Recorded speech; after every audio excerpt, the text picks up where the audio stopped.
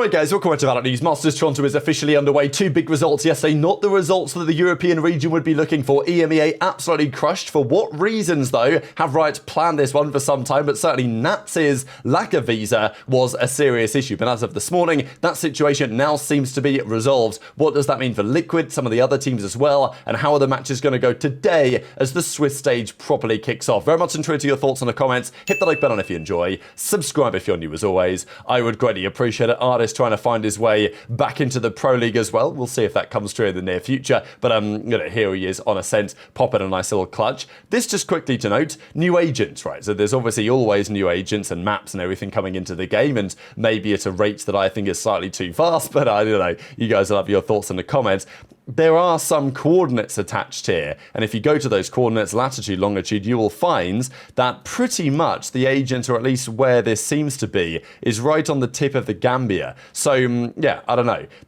It seems anyway that it's going to be an African character, and what he's going to do, I guess we'll see. But this is the new agent teaser, but we have more compelling things to discuss today, such as this. Loudov confirms what their new roster is going to be. So Luxo is to stay, Pancada is to stay, Karanzan is to stay, but with Leader as their new head coach over there after making a couple of changes, they are indeed bringing in Verti and Robbie BK. The Verti, I mean, both of these additions are somewhat surprising.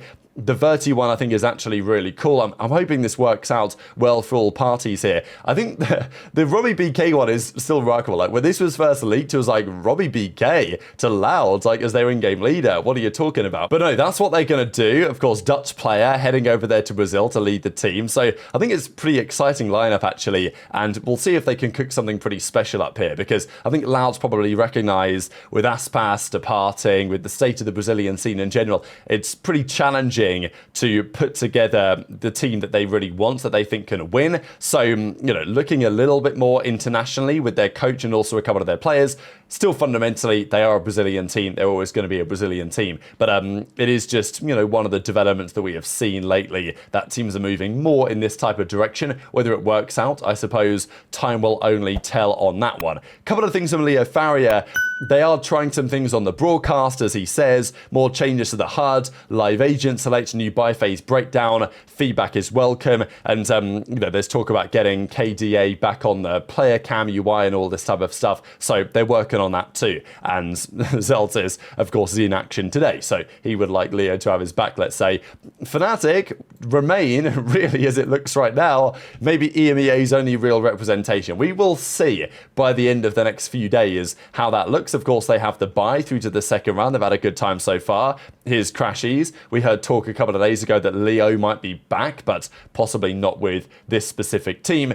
Speaking of guys being back together, this I thought was pretty funny, and I wish that I wish that Ye qualified as well. That would have been a great storyline. But if you guys are familiar with Nef, Juicy, and Crazy Guy, what they have in common was their tenure on Bleed Esports, right? That famous team not that long ago.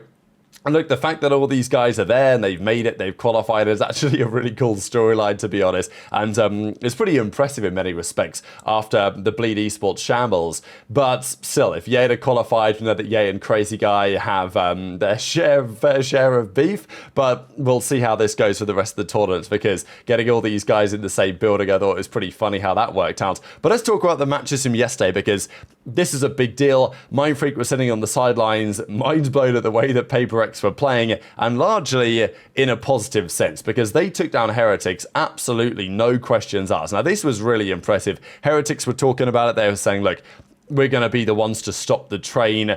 But no, PaperX, this is the way that they played. 13-1 on the Pearl. I don't think it was that long ago where Heretics won a Pearl, 13-1 themselves. They got 13-1. Okay, it was PaperX's pick, but like Forsaken goes 18-3. Mindfreak's on the sidelines with Patman stepping in. And then on the second game, Patman still in the team. And I think this is the interesting point now. Yeah, we thought they were going to run potentially a six-man lineup, but here they are absolutely slapping around. Team Heretics, one of the best teams in Europe, theoretically, with Patman in the roster, and he played really well this series. So I'm sure Mindfreak will have some thoughts on that. But this was crushing. There isn't really all that too much to say. I mean, 13-9 on the icebox on Heretics' pick, a dominant attacking side on the second side, and PaperX started their defense well enough to get over the line. So mega stuff from PaperX. I think one of the big talking points coming out of yesterday for Europe is the game has changed quite a lot since the playoffs, right? Like, Teho's been nerfed, they're playing on the new patch update. There's a few things that have changed, gone into Toronto. And I will say it's pretty funny how I mean, it's not funny depending on who you're a fan of, but the big talking point by some of the European teams after their playoffs was like, why are our playoffs so much later than everybody else's? China's playoffs finished like, it feels like months ago, whereas the European playoffs only finished a few weeks ago, and the other, a couple of, 2-3 weeks ago, something like that.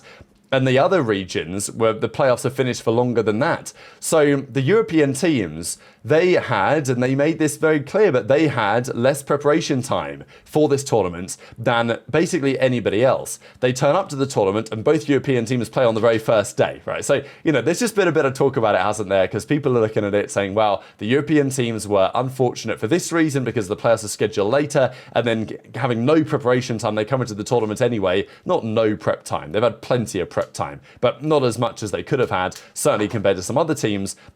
Then they turn up to the tournament and they play on the very first day. So it's not really been ideal for the European teams. Not really to excuse Heretics' poor performance, but it was a similar story for Liquid as well. Of course, for Liquid, they had a very different situation, though, because they couldn't play with nAts because he's not got his visa in time. So very unfortunate. They played with Penny instead, and Penny did a pretty reasonable job. But as he says, yesterday, unfortunately, nAts doing the watch party today, won't be able to participate in the match against Billy Gaming. And to be fair, they put up a pretty damn good fight. It was actually difficult to call this series. BLG went in as the favourites, really, just because, I don't know, it was probably very marginal, to be fair, who was the favourite for this series, and it was very closely fought. But BLG, they get the job done. They advanced to 1-0 in the Swiss stage. Penny, as I say, actually played pretty well. Patitech had a hard time, and I know that there was some talk about, okay, when nAts is back, you're replacing Penny, are you keeping him in? What's the strategy there? They won the Haven in a crazy overtime, 16-14 in the end. This is where Penny had a really good map on the Phoenix, which is absolutely notable. And then the Sunset went the other way, though, 13-10 in the end. So BLG get the win. They advance to the 1-0 side of the bracket. And, well, as Shazam says yesterday, look, guys, if you need a sixth man, if you need somebody else to step in, I'm the man for the job. Don't really know what these clowns are shooting at on the other side here, right? But still, I mean, like, to get an ace like this, you're always going to have to be in a situation where the other guys miss a few shots. But as Chronicle says, not only is EMEA cooked, but EMEA is absolutely cooked. Now, of course, like, he's playing for Fnatic. They will still hope they can make a run and win the entire thing. But Heretics getting crushed like that, Liquid getting crushed like that, not exactly ideal, and maybe that is the last hope for the region right now, is Fnatic making a serious run. Or maybe there's another alternative where nAts is officially back. So he tweets this out just a couple of hours ago this morning. Got visa, he says, Canadian flag. So it seems like he's going to be good to go, and I imagine that he can fly out there in time for their next game just about. The issue is that by the time he gets there, he's going to have like no prep time again. Obviously, the team is going to be well prepared because they played together for weeks and months at this point. But still, they're going to be turning up and nAts is flying in last minute. But this is better than it could be, I guess, because the likeliest possibility was, before this confirmation this morning, was that he was going to turn up to Toronto probably too late, right? Like, the team was going to have to qualify through to the playoffs without him. But as it stands, that's not the case, and it seems like he's going to be there just about in time. So how much difference is that going to make? We'll see. Obviously, G2 are talking about EMEA and Heretics, 13-1 down, getting absolutely slammed, but time will tell. A couple of scrim mucks to go through as well. Lever up 16-7, somebody or another. We obviously know that the Vietard have, their scrims don't always go the best way, let's say. G2, I mean, they've just, again, like, I don't know who they're scrimming here, but they're up 19-2, so take that as you will. And I thought it was pretty cool, especially ahead of some of today's matches, to see some of these guys together, Gen.G Gold, and, as we see here, Solo and MLBR's coach Frod exchange their jerseys. Seems like they've been good friends for some time, and Frod is always great to see my long-time friends. Will be a great match tomorrow. Hopefully we both enter the CS Hall of Fame together one day. So thought that was actually really nice. But speaking of it, let's talk about how things are going to go today. So this is the Swiss stage so far. PaperX 1-0. they just crushed it. Heretics obviously 0-1, but at the end of the day, your map count, your round count doesn't really matter. You just got to basically get through the stage. So BLG advance, Paper X advance to the bracket, or to the 1-0 bracket. The other teams go down to the 0-1 bracket.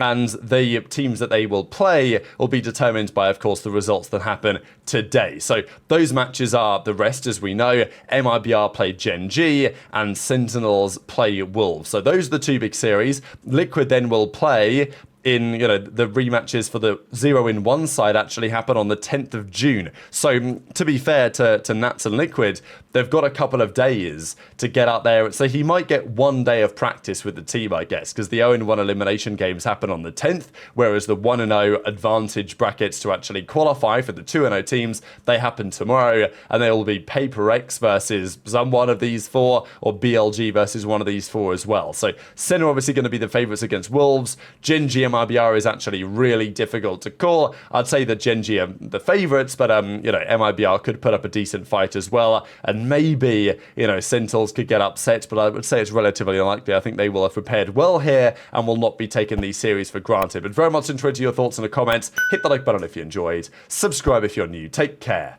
and I'll see you next time.